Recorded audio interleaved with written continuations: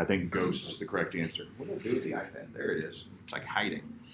Okay, so ghost is not an answer. Instead, what's happening is a situation where we have no net force, but object is changing its velocity or accelerating, however you want to think about that. It wasn't moving, and now it is. Things are not supposed to do that. Newton's first law says no, but remember there was a caveat on Newton's first law, which says that this will happen if you have an accelerating reference frame. In other words, the train itself must be accelerating. Okay, so my train is accelerating. Now, acceleration can be a speed up, a slow down, a change in direction.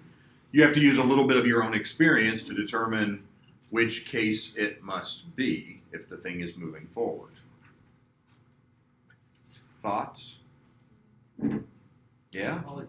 In my experience, it's like when I'm going hella fast on the freeway, and all of a sudden I see like a car starting to brake, and like if I brake a little bit, little by little, but I see that I'm getting closer, and I have to slam on my brakes, I see my shit fly forward. Yeah, pretty much. Exactly. And it's not like it flies forward and you were just like, well, I'm coming to a stop rapidly, so I'll throw all my stuff into the, like, no, there's no force, nothing happens. Yes, if you are coming to a stop or slowing down rapidly, in that particular case, your stuff is going to go forward. So you must be slowing down, okay? Yay, everybody got that one right? Okay, well, that's a few cheers, why not, okay? Number 2, when is the average velocity of an object equal to the instantaneous velocity? Yeah, maybe you liked this one a little less. Let me draw a graph. Let's say a graph of position versus time, and maybe it looks something like this. Remember, we can look at slopes of tangent lines to a position versus time graph, and it tells me the instantaneous velocity. So instantaneous velocity is the slope of each one of these. Now, clearly, each one of them has a different slope. That's a different velocity at each of those instants, right? If I were to find the average velocity here, it would take all of these different slopes, whatever they happen to be, and find the average. That's not going to be the same number, okay? It's like saying I have 1, 2, and 3, 4, and 5, and 6. I want to average all those up. Well, it's not equal to any one of those necessarily, okay? It could happen to be, it could work out, but probably not. So in this particular case where I have a changing velocity, well, the average is not going to be equal to the velocity at every instant. On the other hand, if I had something that looks like this, right, and this is position versus time, now all of the instantaneous velocities, I could go to any point here and look at the instantaneous velocity, and they are all the same. Also, if I took the average of all of those and they're all the same, well, this is also going to be equal to the average velocity. It's like saying, well, I've got 2 and 2 and 2 and 2 and 2. What's the average? 2, right? All of the individual points are equal to the average value. So, looking at our options here, it seems like which one has to be true? C. Yeah, when the velocity is constant. And again, there was slight cheering and something is flying around up here. Where did it go? Do you see it? It was a fly. It was a fly.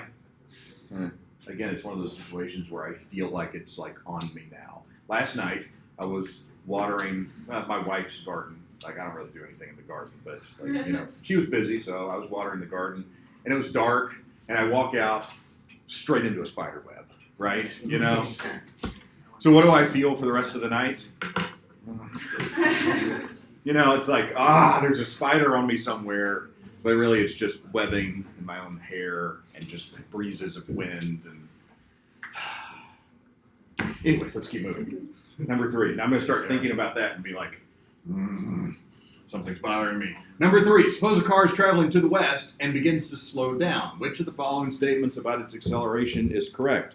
So let's just assume that the west is maybe this way. Okay, so the car is going that way with some velocity, and it is slowing down. Which direction does the acceleration have to point relative to the velocity if it's going to slow down? They have to be in the opposite direction, right? So in this particular case, the acceleration is pointing that way, so that is toward the east. You're 3 for 3, right? Why wouldn't it be B?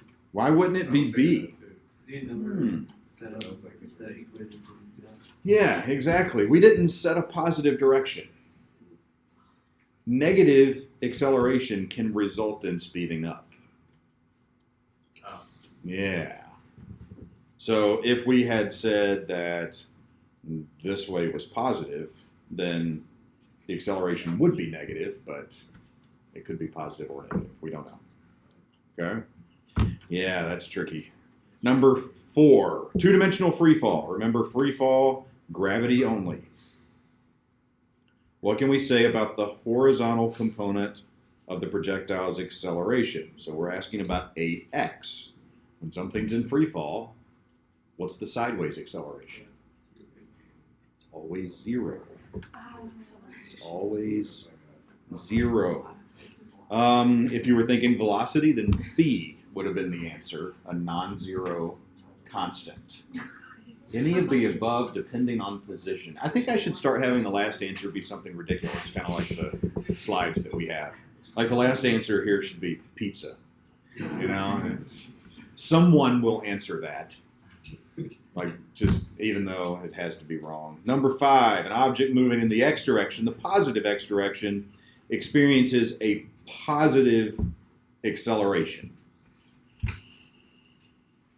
First of all, you should be able to tell me something about what its velocity is doing, increasing or decreasing, right? They're both positive, so it's going to be speeding up, which immediately gets rid of some of our answers, right? It can't be decreasing its velocity. It can't be at a constant velocity, so it must be increasing its velocity by 2 meters per second every second. That is the definition of acceleration. This last thing, travels 2 meters in every second, that's just describing a velocity. That's not describing an acceleration at all. Okay, so our answer there is A. We're through 5 of them. Part of me wants to vote and see, who's doing great and who's not, but I really can't do that unless I make you all close your eyes or something. That would just be weird. Yes? Is this a different version of the test where the choices are all mixed up? Because I remember putting A, but I think that was choice C, I don't remember. Take a look at your exam when you get it. There could be some different answers moved around and stuff, but it's all about the right answer, whatever that is. I don't know what the letters might have been on yours. Just double check. But did you intentionally make 2 versions? I might have. It's possible. There's this class, there's another class. Maybe all of you had a slightly different exam in some way. And now I'm just pretending that this was the exam. And half of you are like, I've never seen these questions. What did I take? So, maybe. Okay, number 6. Which of the following graphs represent an object with 0 acceleration? We've got 1 position graph. We've got 3 velocity graphs. Let's just talk through what all of them mean. Okay, so in this particular case, I have a constant slope, which means what about the velocity? Yeah, it means constant velocity, which means what about the acceleration? Acceleration is 0. Yay, so there's one of our answers at least, but there's a possibility for more. B, this is a velocity graph, and in this particular case, the slope is equal to 0, which tells you what about the acceleration? It's 0. The velocity is constant because the slope is 0, so the acceleration is 0. Now I just kind of want them all to be true, but that's not an option. So the next velocity graph, here we have a negative slope, which indicates negative acceleration, so that's not 0. And here we have a positive slope, which indicates positive acceleration, so that's no good. So your answers are A and B. Yes. So what would be the difference between B and A? Would that be positive as well? Between which two? A and D, because wouldn't A be positive as well? Between A and D. Well, this is the only difference here is this is a position graph. So position graph and this one is a velocity graph. So the slope means different things. Yeah, I gotta be careful. I'm sorry. Was that tricky?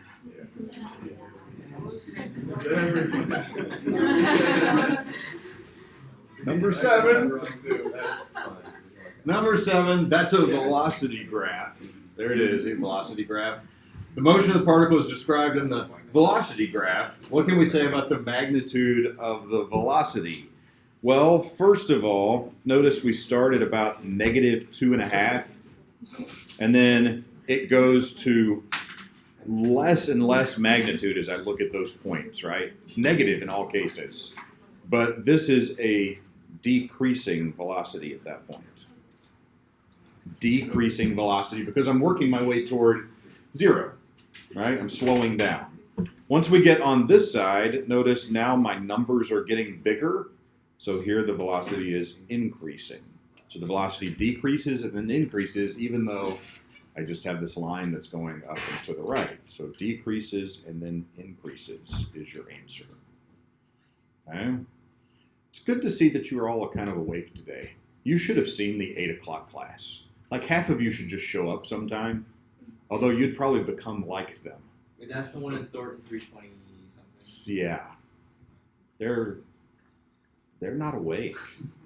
Like at all. Like zombies. Like just I just kept being like, do you have a question? They're all like except for the blinking. I'm blinking. They weren't blinking. Just the whole time. If you got a question. So since it's negative and it's getting closer to 0, it's not increasing. It's negative and getting closer to 0, so the magnitude is decreasing. Okay, you're going slower on that first part of the line. Okay, slower and slower and then faster and faster. More questions? Anybody? I tried all sorts of things this morning. Like I was just like, I'm just gonna stare at you until you have questions. And they're still just like, then they just looked away a little bit. I got them to like move, but I don't know what the problem is. I think if you all came at that time of day though, you'd probably be in the exact same condition, right? This class would turn into that class. I wonder who did better on the exam. I look forward to finding out. Yes? I have a question. How is it not continuously increasing? Because it's going up from -3 to -2. Because you are not continuously going faster. Doesn't that depend on your reference? -2 is slower than -3. Right. That's why when you go from -2 to -1, you're increasing your speed, right? When you go from -2 to -1, Yeah, you're going up by 1, positive 1. you went down by 1. How's that when negative? Which one is faster, 2 meters per second or 1 meter per second? But you're losing 2 meters per second, which is losing 1 meter per second. You take the magnitude down to When you take the magnitude, the negative doesn't matter anymore. No. Also, direction doesn't matter for how fast you're moving. Okay, we're going from bigger velocity numbers to smaller velocity numbers and then back to bigger velocity numbers. Okay, you ready for number 8? Oh, now you're starting to lose your mojo, aren't you? Now you're just like, I don't know anymore. Everything's downhill from here. You're traveling 55, and a car is next to you going 45. You go past them. Notice the way that this is worded. The relative velocity of your car to the other car is which one? The relative velocity of your car to the other car is 10. Meaning, if you're in the other car, 10 miles per hour positive, right? If we worded that as the relative velocity of the other car to your car, you'd be like, I'm in this car, and that car went that way. That'd be -10. Okay, so you have to be a little careful about the wording. But probably most of you were like, it's A or B. I don't know which one, but it's A or B. So then probably some of you are kind of like, or something like that, and then just kind of hope that once you get over here, oh, I don't have boxes in here, do I? Is there any way to like write an A and a B where it's ambiguous between? That's pretty good. I think you get credit for neither if you do that. I don't know. The answer is B there. Did I see a hand? I did not see a hand. All right, 10 miles per hour rather. The motions of a car and a truck on a straight road are represented by the velocity versus time graph. They initially are alongside each other, and then we want to find after they've traveled this time t, what's true of the distances they have each traveled during that time. So, you could do this with calculus. You could think about areas under the curve and stuff like that, but you don't need to. In other words, just look at this. Here, the truck is going faster than the car the entire time, right? All of these velocities are bigger than the car's velocity until we get to this point when the problem stops. At this point, they're finally going the same velocity. So the entire time, the car is going slower.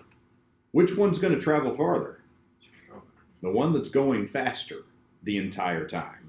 Now, this would have been more difficult, and you would have had to do more advanced techniques if maybe, I don't know, we were looking at time, well, or even rather, like if we'd set the time like right here, okay, and then maybe drew a line that went like this. Rah. Now all of a sudden it's like, I don't know, sometimes the car's traveling faster, sometimes the truck's traveling faster. And I had to do a little bit more math to try to sort things out and figure it out. But just the fact that the truck travels faster the entire time means it must have traveled further, okay? But it's not asking about like more distance. It's just asking about at that point at t, and right there they're in the same position, so both of them travel the same distance at that time. Right? It's a velocity graph. Yeah, it's a velocity graph, which means that at this time they're traveling at the same velocity, but between these two times, how far have they traveled? So this one is accelerating, and this one started at a high velocity and just stayed at that velocity the entire time. So we're not sure they're never at the same position except here, just because it tells us they start next to each other. Yes. So if you were thinking about it in terms of like areas under the curve, like you could just say that the truck went farther because it has a bigger area, right? Yeah. So you can look at these graphs, and we didn't talk about this a whole lot, but like that is the distance covered by the truck, velocity times time. If you think about it, that's that area, okay? And if we want to look at the velocity or the distance covered by the car, it's that. Which area is bigger? Well, clearly the truck's area is bigger, okay? So let's move on to number 10, the last multiple choice, where we have a horse. A horse pulling a cart. Let me go ahead and say that this middle sentence is a distraction. It's meant to just, it's a decoy. Take you off down some other random path of thought, perhaps. Notice, this is a horse pulling a cart. We could say that maybe this is the force of the horse on the cart, and they want to know about the force of the cart on the horse, which is just those two things reversed. Okay? According to Newton's third law, they have to be equal in magnitude and opposite in direction. So we could say that FHC magnitude is equal to FCH magnitude. So, it's like A is the answer in this case. Okay? Newton's third law, equal but opposite forces. Hopefully you'll curve the test. Hopefully I'll curve the test, but you get a redo on the exam. Oh yeah, that's Please curve it. Yeah. Please curve it. On the final exam, yeah. Please curve it. Wow. well, if you curve it, then it's less of a redo on the final exam. Yeah. I'll take the full redo. I'll tell you this. In general, I like to curve at the end if I'm going to curve, but I don't always do that. So that leaves some uncertainty. I will look at the grades, but especially in a case where you already kind of have a built-in redo situation, like it's better to like wait until all the grades are in and then look at what's happening. And if everybody got D's, then we move up the overall course grade instead of curving individual things. You know, because otherwise the grades can get way out of whack if I curve individual things, and all of a sudden everybody has A's, and there has to be some, like someone did better than someone else. Like there has to be some kind of distribution, but it's easy to flatten it out if you're not careful. Shall we do number one? Number one, ready? Number one, an airplane makes 2 flights. Flights of a displacement from its starting position. They give us some information, and then part A asks for the x and y components for the displacement for the first flight. So you would want to draw an x and y coordinate system, or if you prefer, maybe this is east and this is north, same idea. So let's say that east corresponds to x and north corresponds to y. So the first flight is 30 degrees east of north, which means that it's kind of over here somewhere. So this is 30 degrees, and it is 59 kilometers in that direction. So I tell you what I'm going to do is call this displacement 1, and if you didn't assign any variables or anything, like that's fine. Don't let me freak you out by all the things I'm going to write. Be like, I didn't write a D with a subscript, or anything. Like, don't worry about it, okay? I just want to sort of keep things straight. So if we were to take D1 and break it up into 2 components, there is a component that goes this way. Maybe I call that D1Y, and a component that goes that way, which would be D1X, okay? So D for displacement, 1 for flight 1, X and Y for the 2 components, okay? So we could use the sine function, and the sine of 30 is going to be D1X over the hypotenuse, which is 59. So D1X is 59 times the sine of 30, which is some number that I'm going to have to look up, which is in here somewhere. 29.5. Yay? Someone remembers it writing down at 29.5. It's in the positive direction, so we can leave that just like it is. We'll use cosine of 30 to get D1Y. So D1Y is 59 cosine 30, which is, oh no, wrong units. We can't have wrong units. What if you leave off? If you leave off the unit, you lose a point. You gotta have units on things. Or in this case, could be a half point. I don't know. Hasn't been determined yet. Okay? So our x and y components of the first flight, the first displacement. Okay? Part B is asking about the second flight, which is 58 kilometers directly south.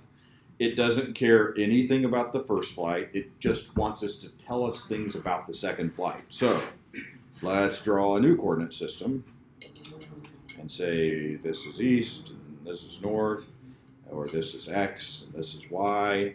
And we have a vector that points directly south and is 58 kilometers in length. No math required on this one, okay? We're going to say that d2x is 0 and d2y is negative 58. It points directly south. So it's negative, there's no x or y component, there's no east or west. Yes? Okay, so we don't have to like prove it. Like I did that. I did. I 180. yeah, like I did. You Like, could. Like I did the full-on math proving that it was that d2x was 0. But You. like, you don't have to do that. I'm curious what you wrote down.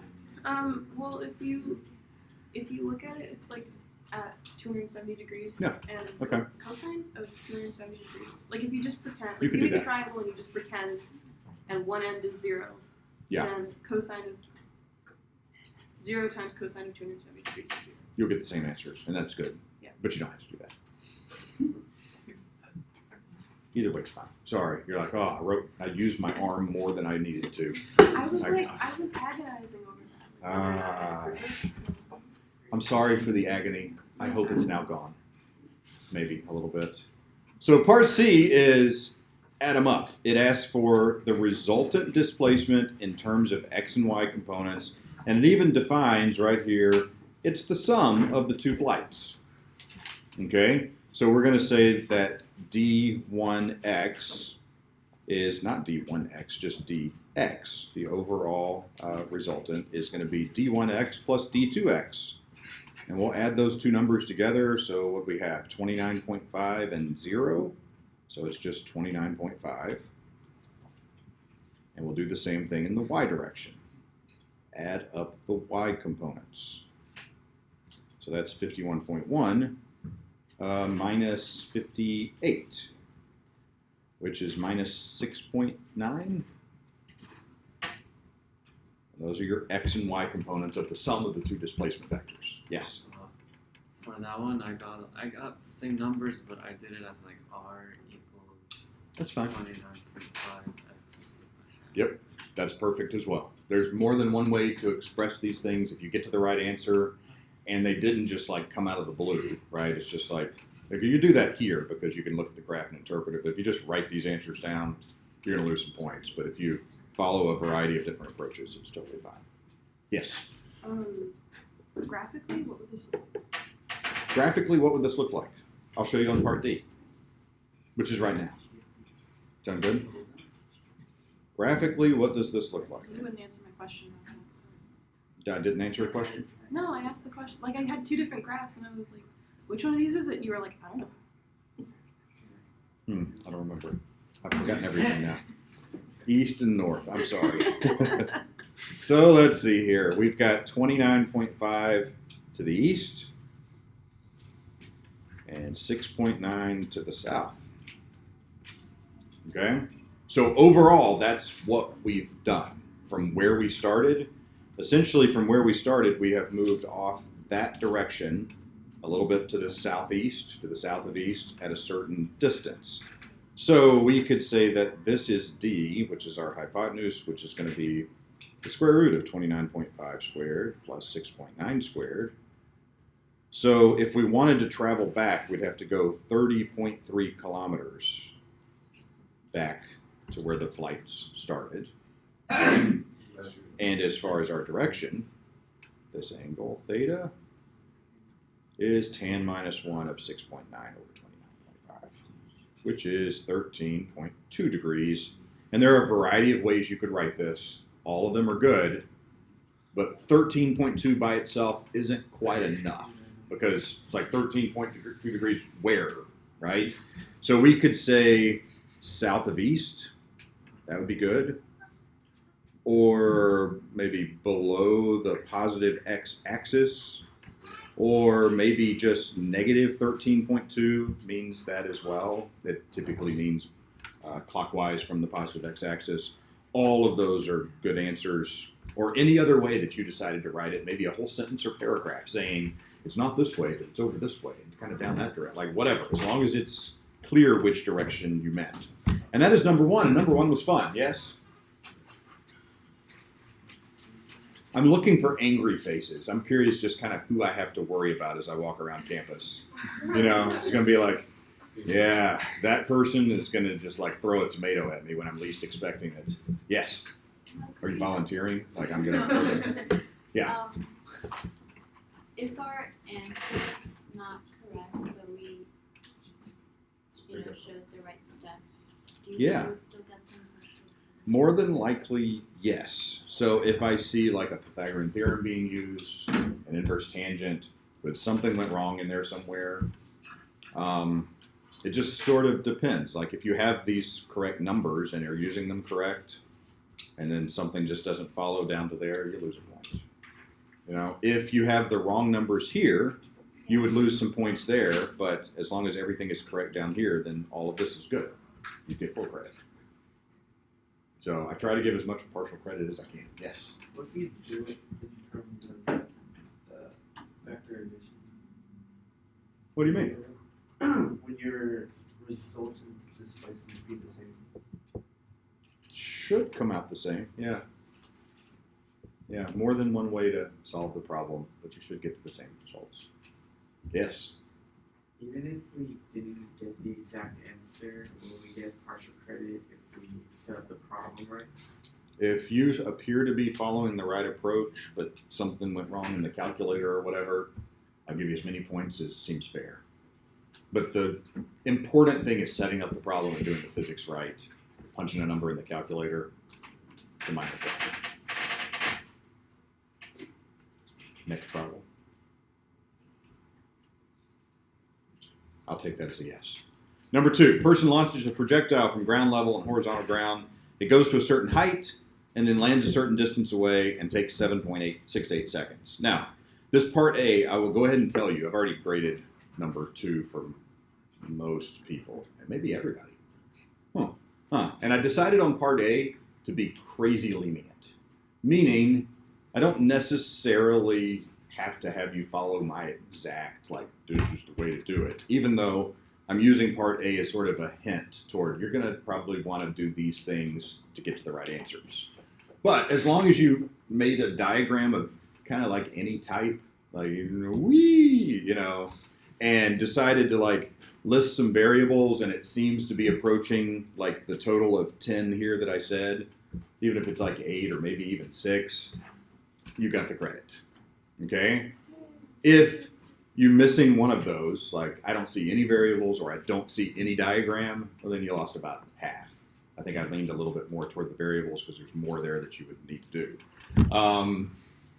Mostly because I didn't want to penalize you twice, right? Because if you like totally set this up incorrectly and then you get to parts B and C and you get the wrong answers, well, it's kind of ridiculous to take off credit both times. So instead, I figured if something's wrong in there, you'll lose the points down here anyway. It'll be fine, okay? So as long as you made an effort at getting the problem started, you got 9 points, all right? But let's write it out the way that I would like you to be consistent here. We'll start with a diagram. So something starts from ground level at some unknown angle and unknown velocity. We have no idea. We just know that it's launched into the air and goes up to some maximum height and then lands all the way over there somewhere, okay? So let's just go ahead and say that this way is positive x, directly up is positive y, and we'll say that the starting position is 0 and ground level is also 0. So our origin is here, positive directions, and I've got a sketch, all right? So that meets origin, positive directions, x and y directions. The thing that I'm missing on my diagram is initial and final. So the problem sure seems to start down there when the projectile is first launched, but I have to find a place to put final somewhere. And that's going to depend on what I write in for the variables, okay? So those are kind of codependent in a way. So initial is set. The problem clearly starts there, but I don't know, these two seem to kind of not be relevant to anything that's happening. They told me this height that it reaches, and they told me how far it traveled, which means that probably one of these would work for the final position. And I think you can solve the problem either way. I might ask that you try it the way that I'm not going to do it, just to see if you can get to the answers as well. Or maybe you end up with too many unknowns. I'm not really sure. I'm going to use not erasing that, back up, there we go. I'm going to use this as my final position because I glanced the other direction. I was like, that looks like too many unknowns, and I decided just not to explore it, okay? Try it if you want to. Try this as practice. So, if I list out my variables, x initial, x final, bx and t, it starts at where? 0. It ends where? We're going to use this as final. How far is that in the x direction? 111 is all the way over there. How far is this?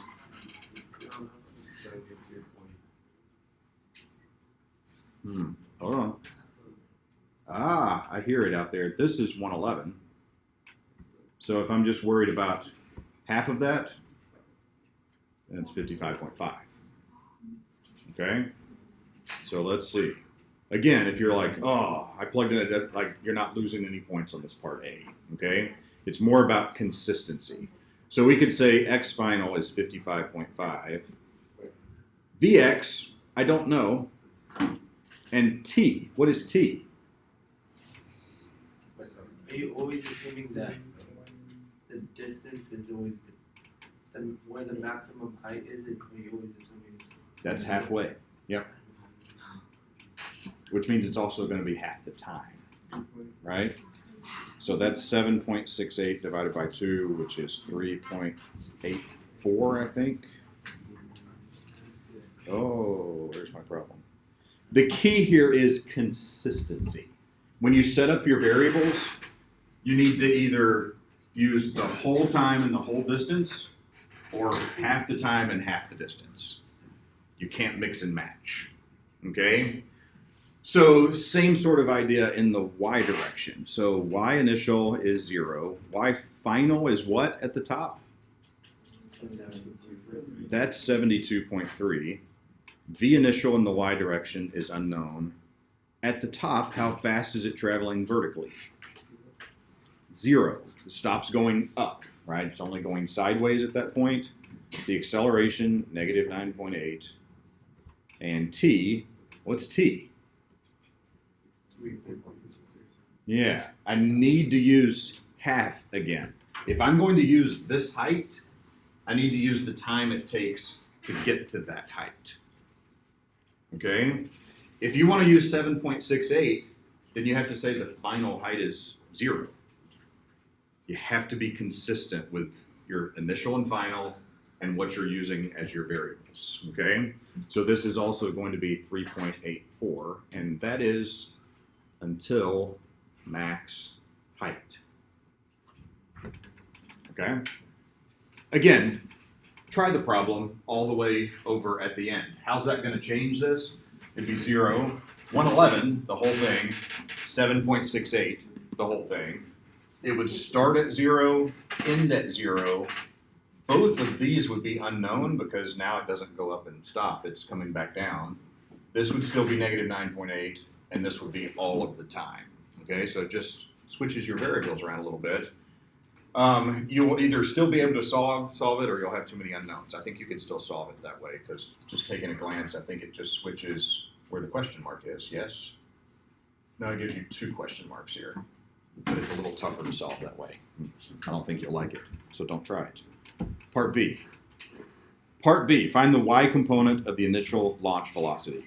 Looking back, that's my only unknown in the y direction. Meaning I'm not even restricted to using one of the equations. I can use like 3 out of the 4 and solve for it. So I don't care which equation you used, but you might as well use the easiest one that's available to you, which looks like this. And final velocity is 0. So v initial y is negative ay times t. And then plugging our numbers in, we have negative and negative 9.8, and then 3.84 seconds. Did anybody get a very happy number like 37.6? Does that ring a bell for anybody? You're like, aha, that was the number I had. Maybe, maybe not. I don't know. We don't even remember. Too traumatized? Yeah, that happens. You know, generally when I took a test, like immediately I walked out, forgot the whole thing. But I would always have friends that would like walk up and be like, "What'd you get on 6?" Like, there was a number 6. I don't even, like, nothing. Just, I don't want to think about it anymore. I don't want to talk about it. I just went through a thing, and now I want to forget that it happened until I get it back, and then we can talk about what I got on 6. But I bet you're probably about half and half, right? Half of you are like, never occurred, and the other half want to chat. Chat about all the problems. Talk about the test. It's the worst. In the x direction, we only have this equation. And we can solve that for Vx. We could have solved this right away at the start because we had plenty of information. So that's going to be xf over t. So use half the time and half the distance, or all of the time and all of the distance. The ratio's the same, right? So based on the way I have it set up, 55.5 over 3.84 gives me 14.5 meters per second. Okay? How you feeling now? Oh, this is where it went downhill. So much sadness in the room. Questions? Anybody? Yes. Wouldn't you get the same answer since you do it the other way? Because you're not using any of the variables that. Should. Yeah, the answer should be in agreement if you do it the other way. Yeah.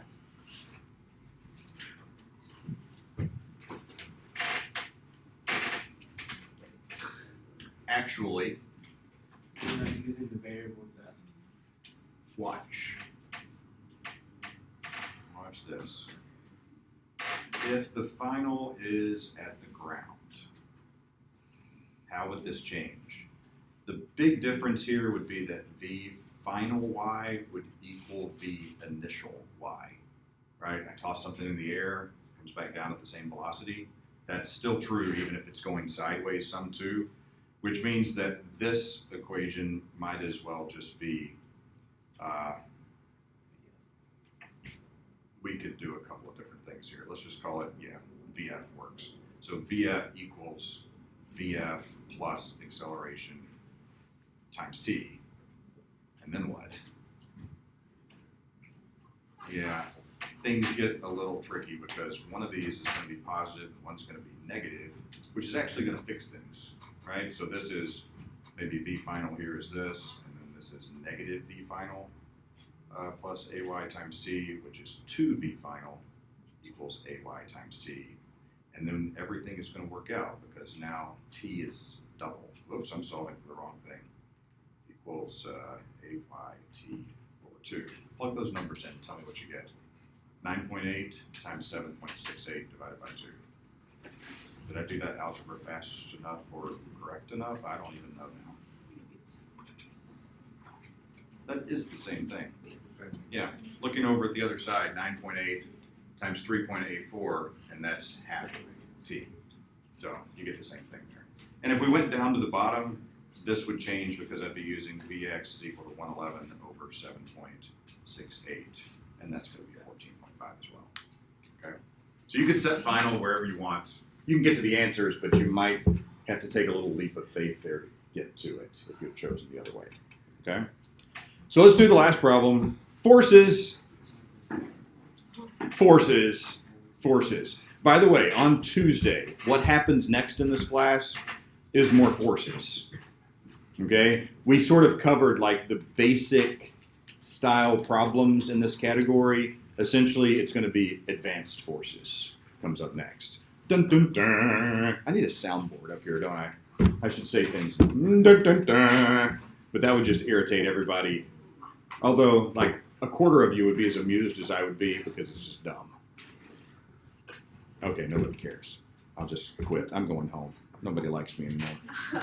So here's our free body diagram. Positive X, positive Y. There are three forces. What are they?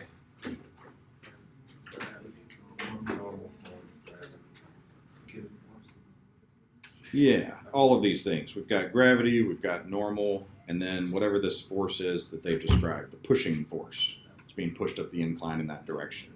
Okay? That is your free body diagram. That's all. That's it.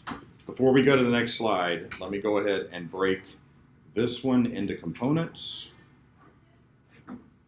Theta is in there, so this side would be Fg cosine theta, and that side will be Fg sine theta.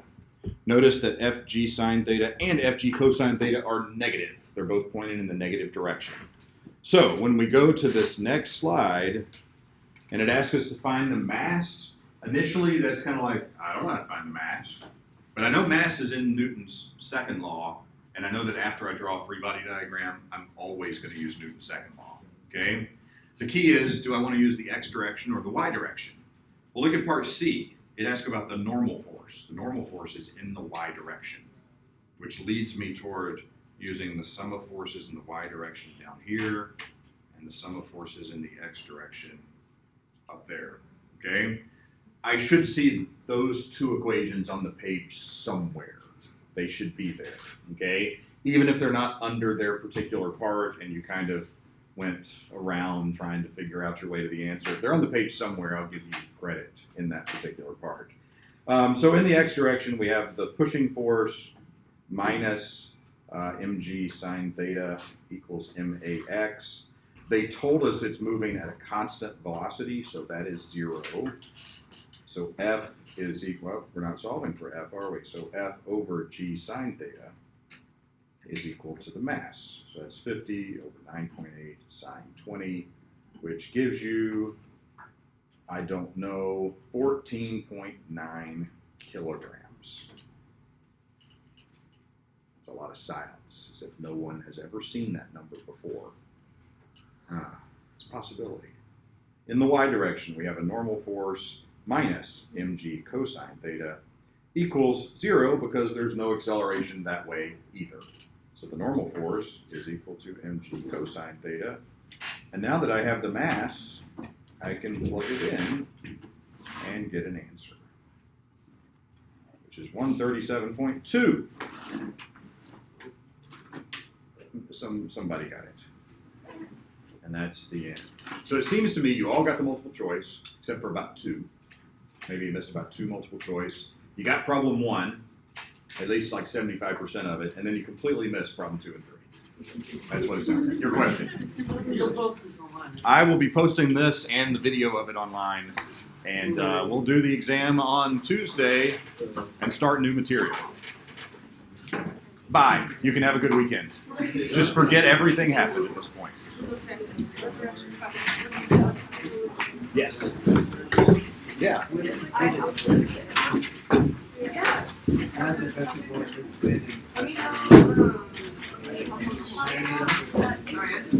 get the same answer. And I'm assuming you probably did the same things along the way. But it's just that my past paper was not what I got. Because I did it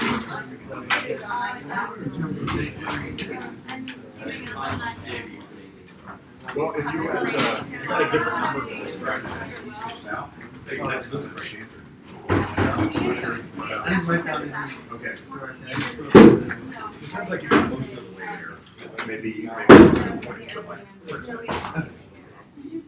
Yes. Uh-huh. Uh-oh. My apologies. I'm not sure how I missed it. So, we're finding in that question, we're finding the, Do you have experience? Displacement. I know Yeah. Yes.